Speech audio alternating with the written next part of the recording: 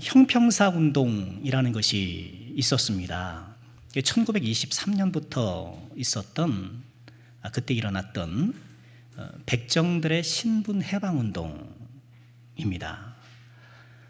1894년 갑오경장이라고 그러죠. 그때에 이미 신분제가 폐지가 되었습니다만 사람들 사이에는 이 백정에 대한 멸시와 천대가 여전했죠. 이에 백정 출신 지식인들과 또 개화된 양반 출신 사람들이 이런 백정에 대한 멸시와 차별을 해소하고자 사회운동을 펼친 것입니다. 초창기에는 많은 호응을 얻었지만 내부 분열과 또 일제의 압력으로 인해 10년 만에 끝나고 말았다고 하는데요. 인류 사회의 신분제가 언제부터 시작되었을까요? 정확한 시점은 알 수 없지만 신분제도가 매우 오래되었다는 것은 분명합니다. 서양에서는 고대 그리스 이전부터 있었고 또 동양에서는 수메르, 또 고대 이집트, 또 아시아 전역에서 이미 이 신분제도가 있었음을 알 수 있습니다.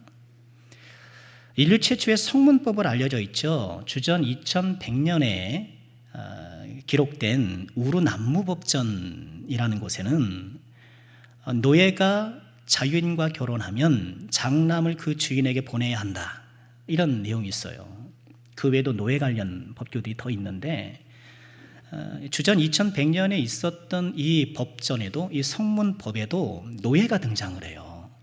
그러니 그 이전에 훨씬 이 노예제가 있었다라는 것이죠. 하나님은 사람을 평등하게 지으셨습니다. 아담과 하와를 평등하게 지으셨죠. 물론 리더십은 아담에게 있었지만 두 사람은 평등했습니다. 아담의 리더십은 신분이 아닌 역할이었던 것이죠. 그런데 아담의 타락 이후 이 평등이 깨어지기 시작했죠. 아담은 하와를 지배하게 되었고 또 하와는 아담에게 종속되었습니다.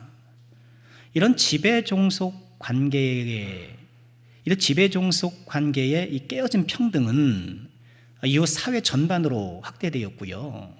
인류 역사에 제도화되어서 고착되었던 것이죠. 물론 지금 21세기 문명사회에 신분제가 운영되고 있는 것은 많지 않습니다만 인도에는 아직도 카스트 제도라는 것이 있다고 하죠.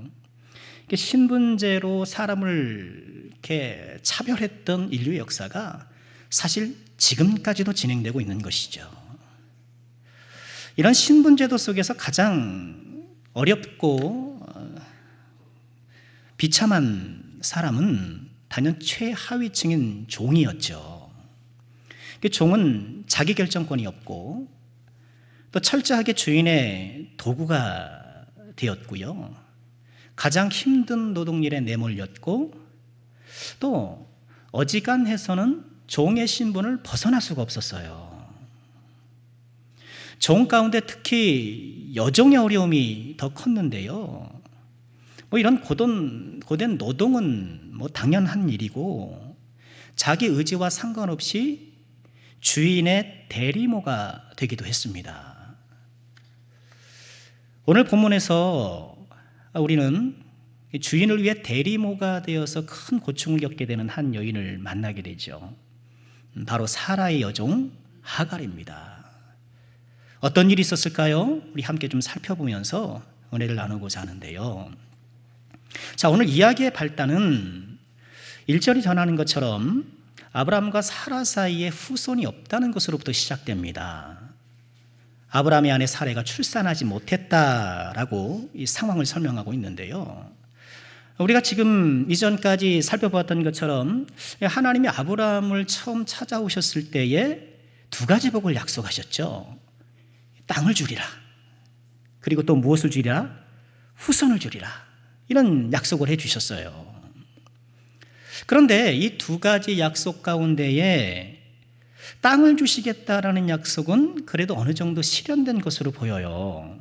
오늘 3절 말씀 하반절에 보면 아브라함이 가나안 땅에 거주한 지 10년 후였더라 하면서 오늘 이야기의 시간적인 배경을 설명하고 있는데 가나안에 거주한 지, 하나님께서 가나안 땅 주신다고 하셨잖아요. 가나안에 거주한 지 10년이 되었다라는 것은 그래도 하나님께서 약속하신 땅에 어려움이 있었지만 순조롭게 정착하고 있었다는 거예요.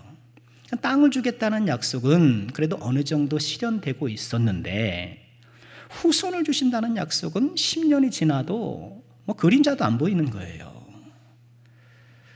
그러니 나이가 들어가는, 특히 사라가 다급했던 것 같아요.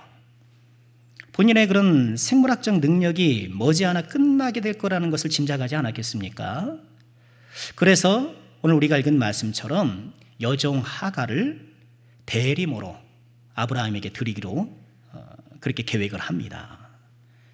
오늘의 관점에서 보면 사라와 아브라함의 이런 결정이 좀 부도덕해 보이죠. 오늘 관점에서는 그런데, 하지만 당시의 문화에서는 그렇지 않습니다. 그러니까 오히려 아내가 아이를 갖지 못할 때 대리모를 남편에게 드리는 것이 미덕이었어요. 또 마땅히 그렇게 해야 한다라고, 그것이 옳은 일이라고 그 당시 사회는 그랬단 말이죠. 시족 공동체의 후손을 잇는 것이 무엇보다 중요하다, 그런 인식이 있었기 때문이죠. 하지만 당시 사회문화적 관점에서는 미덕일런지 모르겠지만 믿음의 관점에서 보면 결코 그렇지 않아요.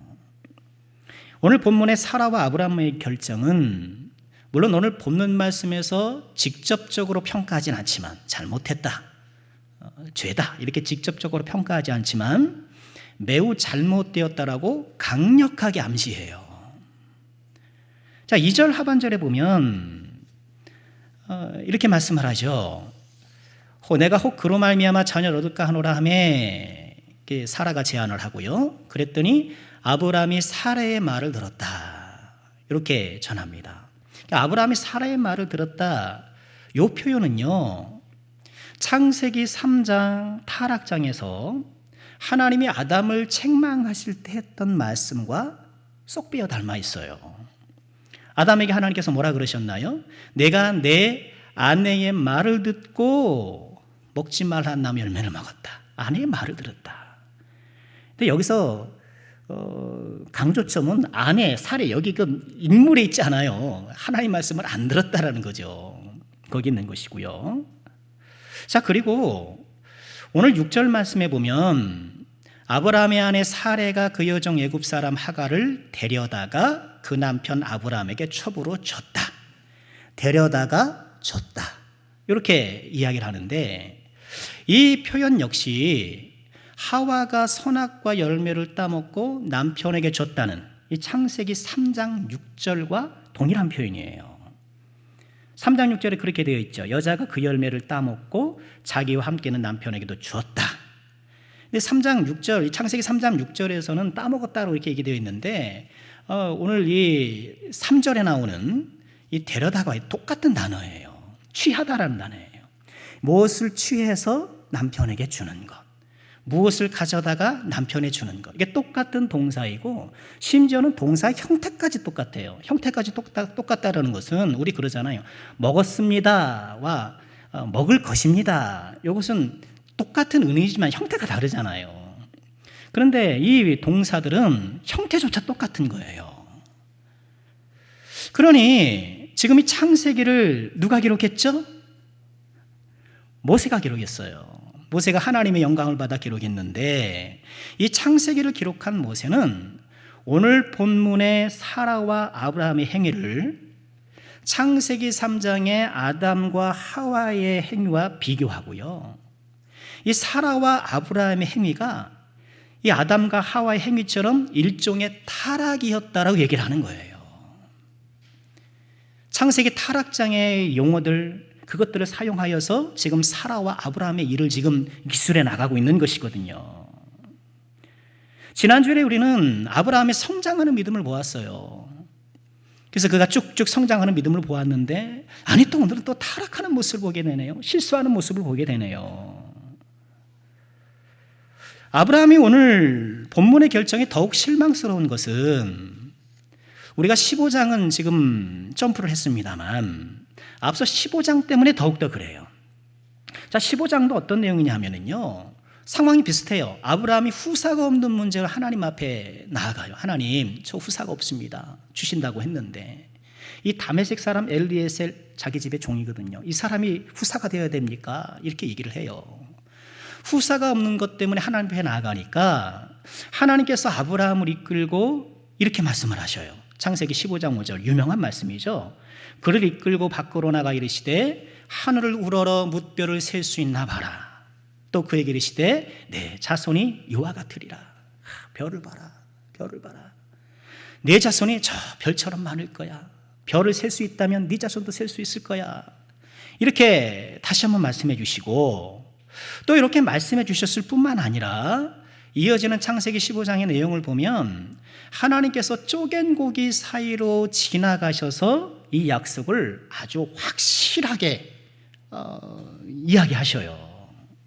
이 창세기 15장 17절에 보면 해가 져서 어두울 때에 연기나는 화로가 보이며 타는 횃불이 쪼갠 고기 사이로 지나가더라. 이게 무슨 얘기인가 하면은요, 이 아브라함이 살았던 이 고대 사회에는 어떤 두 사람이 서로 계약을 맺는단 말이죠. 어떤 일을 이제 계약을 해요. 그럼 그 계약 의식을 행하는데 소든 양이든 동물을 잡아서 쪼개놔요. 쪼개놓고 양쪽으로 벌려놓고 그 사이를 이 계약 당사자 두 사람이 함께 지나가는 거예요. 이 계약 의식이 있습니다. 그렇게 지나가는 이유가 뭘까요? 우리 둘 중에 누가 약속을 깬다면 저 고기 꼴이 될 거야. 저 쪼개진 고기의 운명이 될 거야. 그런 상징적인 의미를 담고 있는 거예요. 하나님께서 그 당시 사람들이 서로 체결했던 이런 계약 방식을 차용해 오셔서 쪼갠 고기 사이로 횃불로 지나가시는 거예요. 하나님께서 내가 반드시 약속을 지킬 것이다. 내가 분명히 내가 한 말에 대해서 책임을 질 것이다. 이렇게 말씀해 주신 거예요. 앞서 15장에서 하나님께서 이렇게 별을 보라 하면서 시청각으로 말씀해 주시고, 쪼갠 고기 사이로 횃불로 지나가심을 통해서 다시 그 약속을 확신시켜 주시고, 이렇게 거듭거듭 약속 이행을 확신시켜 주시는데, 그럼에도 불구하고 오늘 아브라함이 하가를 드리자는 이 사라의 제안을 별 고민 없이 받아들이고 있는 거예요. 그래서 더 큰 문제라는 거예요. 뭐 그렇게 말할 수는 있어요. 아브라함은 자신의 후손이 꼭 사라를 통해서는 아닐 수도 있다, 그렇게 생각할 수도 있었을 것 같아요. 하나님께서 사라를 통해서 후손을 주겠다는 말씀은 이제 나중에 하시거든요. 아직은 말씀을 안 하셨거든요. 그러니까 아브라함이 혹시 그런 생각을 했을 수도 있었어요. 그런데 그렇다면 하가를 학대하는 것을 막았어야지요. 하갈이 집을 나가지 못하도록 이런 갈등 상황을 잘 통제했어야죠. 사라, 당신이 좀 기분이 나쁠 수 있겠지만 하나님께서 이렇게 또 우리에게 후손 주시려는 그런 과정일 수 있어. 인내합시다 하면서 또 사라를 잘 설득할 수도 있었겠죠. 근데 그런 걸 안 해요. 사라가 하갈을 쫓아낼 때에 발을 빼고 방치하고 있는 것이죠.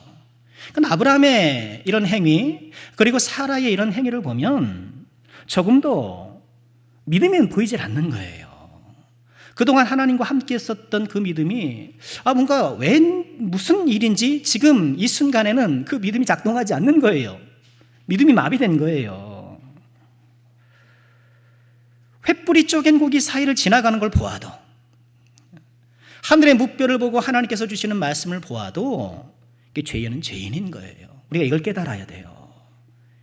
우리에게 베풀어 주신 하나님의 크고 작은 은혜가 감사하지만, 내 삶 가운데 역사해 주셨던 그 은총이 참으로 감사하지만, 그런 은총의 역사가 있었다고 해서 내가 완전한 사람이 되는 것은 아니에요. 그렇죠. 우리는 믿음에 대해서 자만하면 안 됩니다. 난 믿음이 좋아. 난 믿음이 좋아. 그런 생각을 하는 그 순간 이미 넘어진 거예요. 그래도 나만한 믿으면 됐지 라고 생각하는 그 순간 이게 내가 넘어져 있는 거예요. 세상에 건강 자랑 부질없고, 그죠? 세상에 나이 자랑 부질없어요. 그럼 나이 많아서 뭐 어떻게 하실 건데요? 건강 자랑 부질없고 나이 자랑 부질없는 것처럼 믿음 자랑이 부질없어요. 선줄로 생각하면 넘어질까 조심하고 항상 겸손한 믿음이 되어야 되겠죠. 자, 아브라함이 하갈과 동침하자 하갈이 곧바로 임신합니다. 오늘 말씀에는 이 동침과 임신을 한 문장에 해결하거든요. 그런 걸 보면 굉장히 신속한 임신이 이루어졌던 것 같아요. 그런데 문제가 발생하죠. 하갈이 자신이 임신하는 걸 알고 여주인 사라를 멸시하기 시작했다. 사전은 그렇게 상황을 이야기합니다. 아브라함이 하갈과 동침했더니 여주인을 멸시하기 시작한 거예요. 그런데 가만 생각해 보면 하갈이 사라를 얼마나 멸시했겠는가, 그런 생각이 들어요. 여하간 사라 입장에서는 그것이 멸시로 느껴졌고 또 5절의 표현에 따르면 모욕으로도 느껴졌거든요. 사라가 화가 난 거예요. 자신이 계획하고 자신이 실행했지만 이게 벌어지는 모든 일들을 보니까 이게 자기 마음에 들지 않는 거예요. 우리도 그럴 수 있죠. 내가 생각하고 내 계획하고 막 신중하게 했는데 벌어지는 결과가 내 마음에 안 들 수가 있는 거예요. 그럼 더 속상해요. 더 화가 나요. 본인 않게도 화가 나고 상황이 싫고 막 그런 거죠. 이 사라의 스트레스 지수가 팍 올라간 거예요. 그래서 아브라함을 따져 묻죠. 5절에 보면 사라가 아브라함에게 이르되 내가 받는 모욕은 당신이 받아야 옳도다. 내가 나의 여종을 당신의 품에 두었거늘 그가 자기 임신함을 알고 나를 멸시하니 당신과 나 사이에 여호와께서 판단하시기로 하노라 하면서 이 사라가 그냥 불편한 마음을 아주 감추질 않아요. 결국 아브라함은 당신 여종이니 당신 눈에 좋을 대로 하시오 하면서 발을 빼고 말지요. 그때 이후로 사라가 하갈을 학대하기 시작합니다. 어떻게 학대했는지는 몰라요. 그런데 이 하갈이 사라의 마음을 이렇게 불편하게 했다고 한다면 사라가 하갈을 학대하는 것은 당시 문화에서는 좀 당연한 거예요. 아까 우리가 그 고대 법전을 보았습니다만 함무라비 법전 우리 잘 알고 있잖아요. 함무라비 법전 146조에는 이렇게 되어 있어요. 아내는 자녀를 낳은 거만한 첩을 노예의 주위로 떨어뜨릴 수 있다. 첩을 줬는데 자녀를 낳고 거만해져요. 그러면 노예의 지위로 추락시킬 수 있다는 거예요. 그러니까 본처를 두둔했고 그리고 그 외에 첩이나 다른 방법을 통해서 자녀를 낳았을 경우 철저하게 차별하고 통제하고 그렇게 했던 거죠. 이 법적으로 이렇게 될 정도로 함무라비 법정과 아브라함이 살았던 그 사회는 겹쳐요. 비슷합니다. 2000년 전이니까 주전. 결국 사라의 학대를 견디다 못한 하갈은 도망을 치고 말지요. 여진은 앞에서 좀 잠시 우쭐댔을 수는 있겠어요. 그죠? 근데 잠시 우쭐댔 것 치고는 하갈에게 가혹한 현실이 아닐 수 없는 것이죠.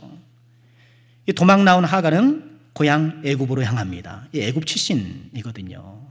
그래서 아마도 하갈이 아브라함이 애굽에 내려갔을 때 바로한테 얻은 종들 가운데 있었을 것이다. 그렇게 보는데요. 도망 나온 하갈은 애굽으로 향했습니다. 그리고 어떤 한 샘에서 잠시 쉬게 되죠. 그런데 이 하갈을 누가 찾아왔나요? 여호와의 사자가 찾아온 거예요. 자, 어떻게 여호와의 사자가 하갈에게 다가가는가 좀 보실까요? 우리 8절에 이렇게 말씀하시죠. 사라의 여종 하갈아, 내가 어디서 왔으며 어디로 가느냐? 그가 이르되 나는 내 여주인 사라를 피해 도망하나이다. 어디서 왔냐? 저는요 사라를 피해서 지금 도망가고 있어요. 근데 어디로 가냐에는 답을 안 해요. 갈 데가 없는 거죠. 애굽으로 간다고는 했지만 애굽으로 가는 것을 감추려고 했든가 아니면 애굽으로 가려고는 했지만 사실 어디로 가야 될지 몰랐을 후자일 가능성이 높은데요. 그러자 여호와의 사자가 하갈에게 뭐라고 말하나요? 여주인에게 돌아가라. 여주인에게 돌아가라. 그 수하에 복종하라. 이렇게 말씀을 해요.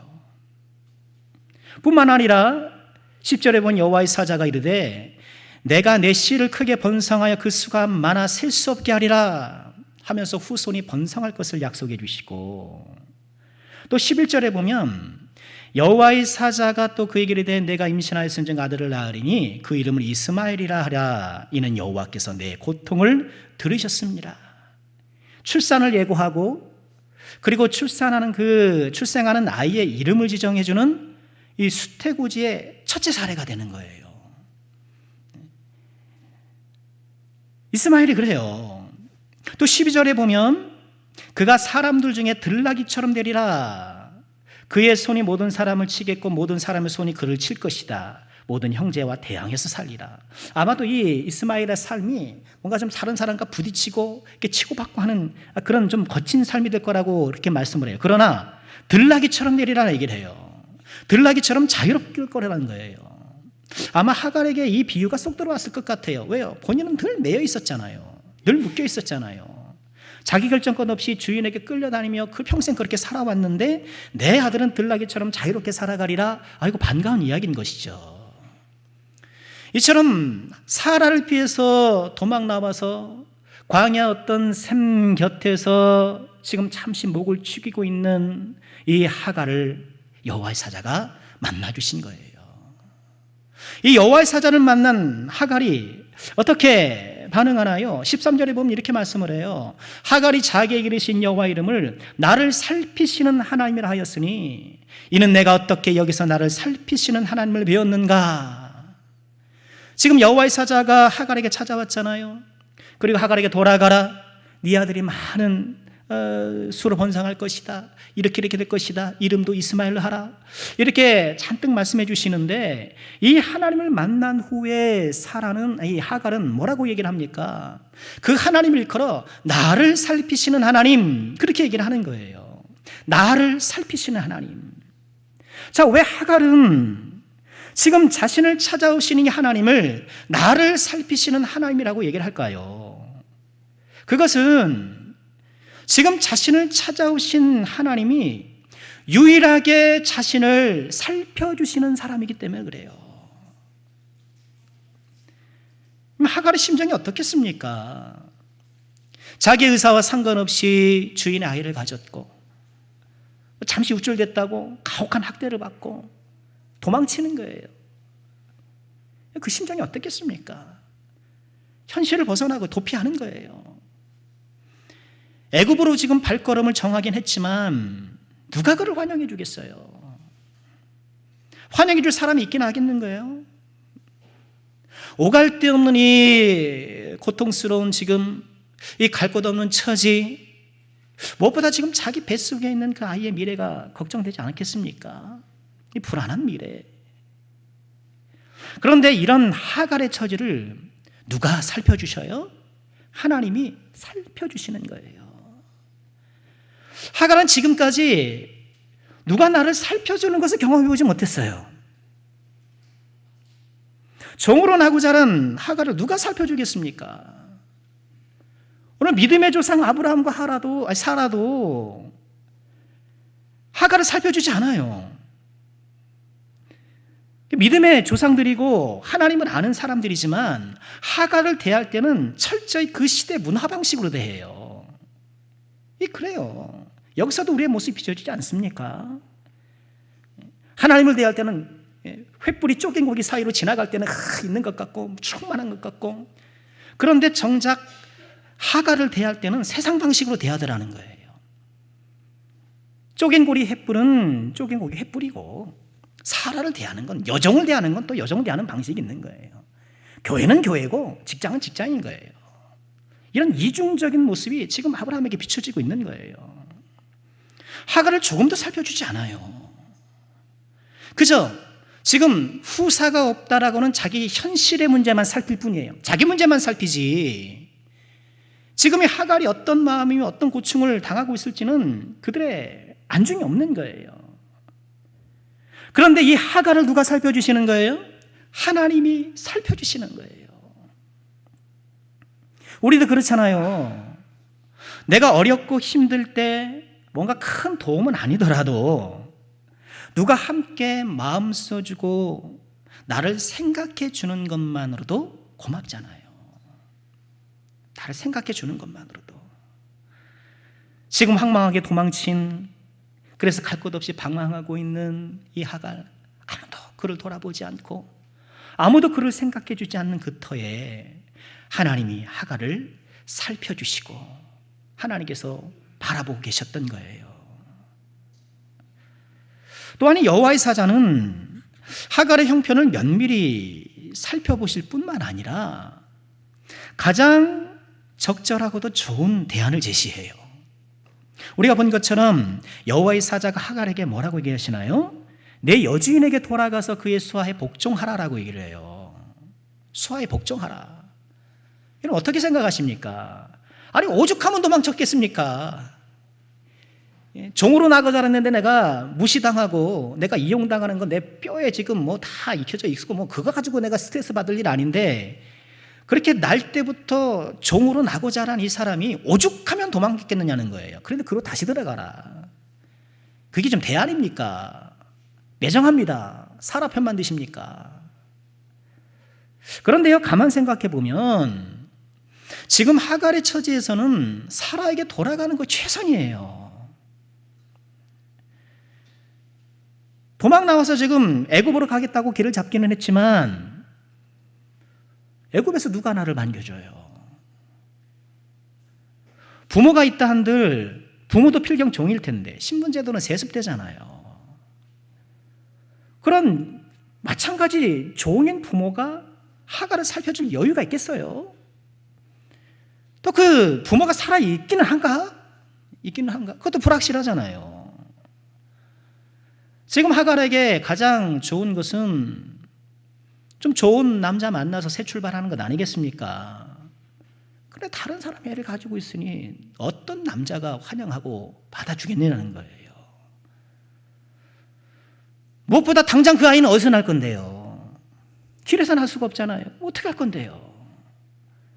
고통스러워서 뛰쳐나오기는 했지만 전혀 아무 대안도 없고,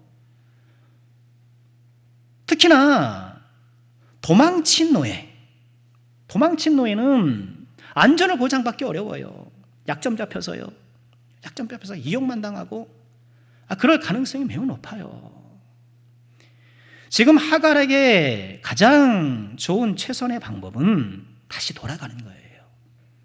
돌아가서 여주인의 수하에 복종하는 거예요. 우쭐대지 말고 죄송합니다, 제가 잘못했습니다. 그리고 수고로 들어가는 것이 하갈에게 가장 좋은 방법이에요. 여호와의 사자가 제시한 이 짤막한 대안이지만, 이렇게 짤막하게 대안을 제시하기 전에는 하갈의 형편을 두루 살핀 거예요. 무엇이 지금 현재 하갈에게 가장 적절할까? 가장 그에게 좋을까? 여호와의 살피심은 바로 이런 거예요. 우리를 살피시고 지금 우리에게 가장 좋은 것으로, 우리에게 가장 필요한 것으로, 적절한 것으로 응답해 주시고 베풀어 주시는 것. 우리가 기도할 때마다 하나님의 이 마음을 우리가 믿어야 돼요. 우리를 향한 하나님의 마음을 믿어야 돼요. 때때로 더딘 것 같고, 아니 사라에게 돌아가라니 하면서 당장에는 나에게 맞지 않고 거부 반응이 일어나는 것 같더라도, 그러나 하나님만큼 나를 생각해주고 하나님만큼 나를 잘 아시고 형편을 살피시는 분이 어디 있겠습니까? 우리가 하나님의 마음을 믿고 하나님께 기도해야 돼요. 여호와의 사자가 하갈을 살펴주는 모습을 바라보면 또한 하갈의 이름을 불러줘요. 8절 말씀이죠. 여호와의 사자가 이렇게 얘기를 합니다. 이르되 사레의 여종 하갈아, 내가 어디서 왔으며 어디로 가느냐. 사레의 여종 하갈아 하면서 이름을 불러줘요. 여러분, 오늘 본문 속에서 하갈의 이름을 불러준 사람은 여호와의 사자뿐이에요. 지금 아브라함과 사라가 지금 하갈을 놓고 막 이렇게 합시다 저렇게 합시다, 뭐 당신 마음대로 하십시오 말하면 서로 대화를 하잖아요. 그런데 이 아브라함과 사라의 대화 속에서 하갈은 내 여종, 2절과 5절 보면 그래요. 내 여종. 또 아브라함도 그래요. 당신의 여종. 이렇게 얘기를 해요. 그저 종으로 얘기를 하지 이름을 부르지 않아요. 그저 종일 뿐이고 지금 후사가 없다는 잔신들의 문제를 좀 해결할 도구에 지나지 않는 거예요. 믿음의 사람이지만 그랬어요. 그렇지만 여호와의 사자는 어떻습니까? 사라의 여종 하갈아 하면서 하갈을 부르는 거예요. 그의 이름을 불러주시는 거예요. 여러분, 오늘날에도 나의 이름을 불러주는, 여러분 그것이 얼마나 감사합니까? 우리 학교 다닐 때 선생님이 내 이름을 불러줄 때 누구야? 라고 내 이름을 불렀을 때 얼마나 감사하고 고마워요. 이름을 불러주는 것은 그렇게 감사한 거예요. 오늘날 우리가 세상에서 여러 직책이나 역할로 이렇게 불려지잖아요. 사장님, 부장님, 과장님 이렇게 불려지고, 교회에서도 목사님, 장로님, 집사님, 권사님 이렇게 불려지고, 집에서도 누구누구 엄마, 누구누구 아빠 뭐 이렇게 불려지기도 하고요. 근데 직책과 역할을 부르는 것도 굉장히 중요해요. 여러분, 굉장히 중요한 일입니다. 그러니까 오늘 이 말씀 듣고 이거 이제 이름부터 부르자, 이름으로 부르자 그러시면 안 되고요. 직책과 역할을 부르는 것도 굉장히 중요한 거예요. 그러니까 오늘 말씀 보면 하가라라고도 부르지만 살의 여종 하갈 이렇게 부르시잖아요. 그러니 내가 직책을 부르는 것이 굉장히 중요하고요. 우리 신앙생활 할 때에 우리 서로 친한 사람들이 있다면 적어도 우리 교회 공동체 공식적인 자리에서는 반드시 직책을 불러서 이야기하는 것이, 호칭하는 것이 이렇게 덕이 됩니다. 내가 편하다고 해서 형, 언니 뭐 이렇게 하면 주변에 있는 사람들이 폐쇄적인 느낌이 들어요. 내가 우리 교회 처음 왔는데 저 사람들이 형, 누나 이렇게 부르는 거 보면 나는 왠지 멀리 떨어지는 것 같잖아요. 그런 부작용도 있을 수 있으니 교회 내에서는 서로 집사님 또는 장로님, 권사님 이렇게 부르시는 것이 온당합니다. 직책이나 역할을 따라 부르는 것도 필요하지만 여러분, 이름을 불러준다는 것, 누가 내 이름을 불러준다는 것, 그것은 뭡니까? 나에게 개인적이고 또 깊고도 친밀한 마음을 가지고 있다는 것이잖아요. 누가 하갈의 이름을 불러줬겠어요? 누가 지금 하갈을 따뜻하게 그 이름을 불러주면서 대해줬겠어요? 출애굽기 33장 17절에서 하나님께서 모세에게 말씀을 하셔요. 여호와께서 모세에게 이르시되 너는 내 목전에서 은총을 입었고 내가 이름으로도 너를 알미니라. 내가 이름으로도 너를 알미니라. 내가 너에 대해 깊은 관심과 사랑을 갖고 있다. 이런 따뜻한 친밀감을 갖고 있다는 것을 이렇게 말씀하시면서 내가 이름으로도 너를 안다는 거예요. 여러분, 하나님께서 우리 주의 종들의 모든 이름을 아시는 것을 꼭 기억하시길 바랍니다. 여러분, 하나님이 아신다라고 하는 것은 하나님 똑똑하니까, 우리 하나님 완전 무결한 그런 지혜 하나님이니까 그렇게 지혜로 하시는 것이 아니라 사랑으로 알고 계시고 깊은 관심으로 우리의 이름을 알고 계시는 분이신 거예요. 하갈은 지금까지 이처럼 자기의 형편을 면밀히 살펴주고 또 따뜻하게 이름을 불러준 사람을 만나보질 못했어요. 그런데 하나님께서 지금 하갈을 살펴보시며 이렇게 다가와 주시는 거예요. 이 세상에 나를 생각해주고 나를 살펴주는 사람이 얼마나 되나요? 가만 생각해 보세요. 남편이 나를 살펴줍니까?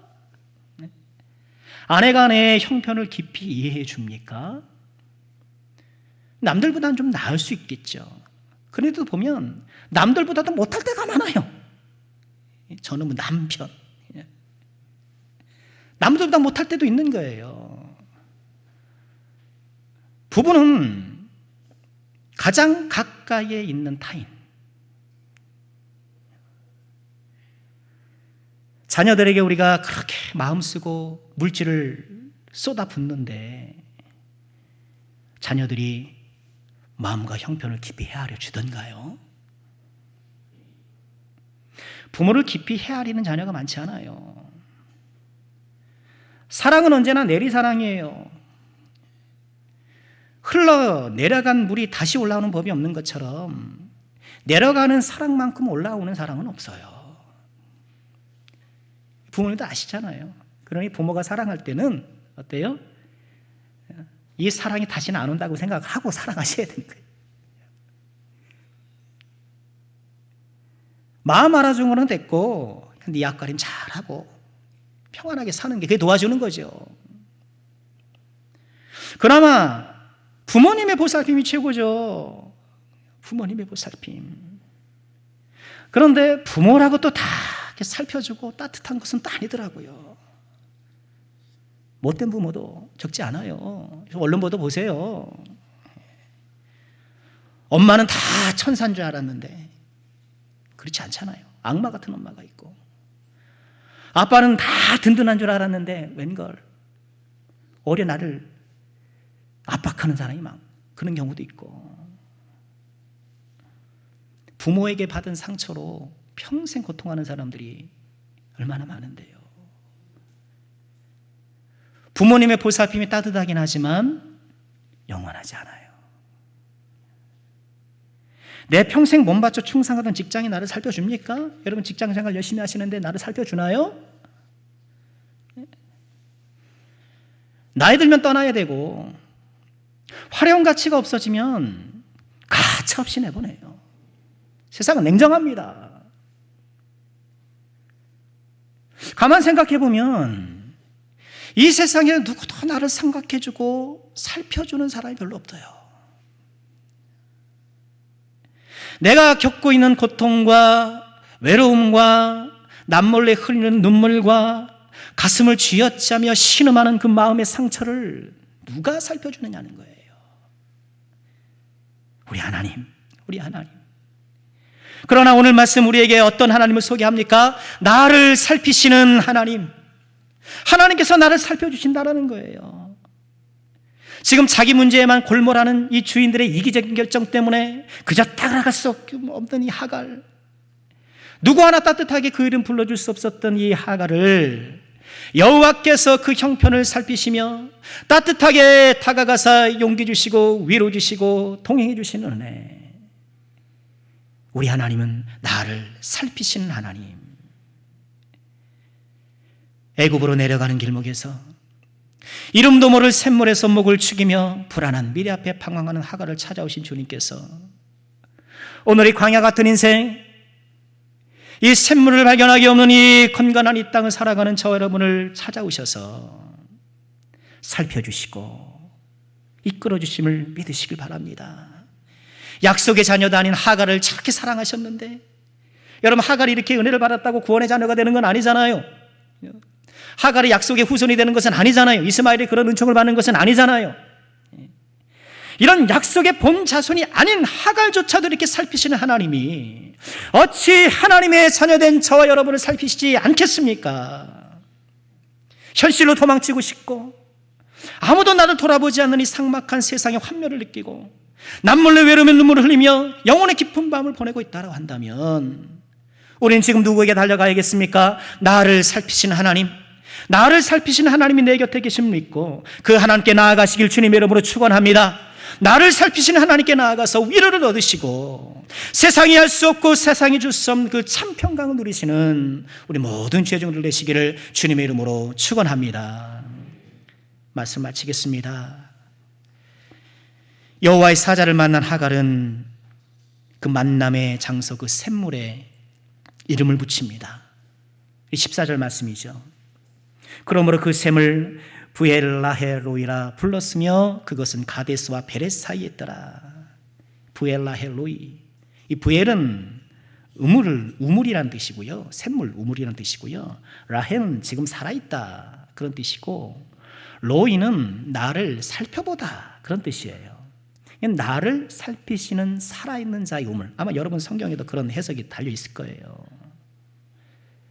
여호와의 사자가 하갈을 만나되 샘물에서, 우물에서 만나셨어요. 성경에 보면 이 우물이 중요한 만남의 자리가 되는 것을 종종 발견하게 돼요. 아브라함의 그 종이 이삭의 신부를 구하러 하란으로 가잖아요. 리브가를 어디서 만났나요? 우물가에서 만나요. 야곱도 형 에서의 낯을 피해서 하란으로 도망가잖아요. 근데 거기서 첫사랑 라헬 어디서 만나나요? 우물에서 만나요. 그리고 신약으로 오면 그 사연 많고 눈물 많은 사마리아 여인이 예수님을 어디서 만나나요? 우물에서 만나요. 우물에서 만난다는 건 뭘까요? 이 우물에서 만난다는 것 자체가 이 하나님과 만날 때 우물 같은 기쁨, 이 샘물 같은 기쁨이 있을 것이라는 것을 이렇게 보여주시는 거예요. 나를 살피시는 하나님, 나를 살피시는 하나님을 만날 때 우리 삶의 샘물 같은 기쁨이, 우물 같은 평강이 넘친다는 것을 말씀해 주시는 거예요. 여러분, 어디서 내가 평강을 얻겠습니까? 내가 어디서 기쁨을 얻겠습니까? 내 통장 잔고가 많아지면, 내가 지금 자아 성취를 하고 내가 이루고 싶은 걸 이루면, 내가 사놓은 부동산이 값이 쭉쭉 오르면 내가 기쁠 것인가요? 그런 기쁨은 잠시고 다 사라지는 기쁨입니다. 우리 안에 부엘라의 로이가 있는데 살피시는 하나님의 우물이 우리 가슴속에 있을 때에 지금 가데스와 베레 사이에 있었다고 하는데 그럼 땅에 있는 것이 아니라 어디 있어야 돼요? 우리 가슴 속에, 우리 심령 속에, 우리 인생 속에 이 우물이 있을 때에 참 기쁨과 평강이 우리에게 주어진다는 것이죠. 나를 살피시는 하나님이 주시는 이 샘물 같은 은혜, 이 은혜의 우물이, 이 은총의 우물이 우리 가운데 차고 넘쳐서 이 광야 같은 이 믿음의 순례길을 날마다 승리하며 걸어가는 우리 남은성교회 모든 권속들 되시기를 주님의 이름으로 축원합니다.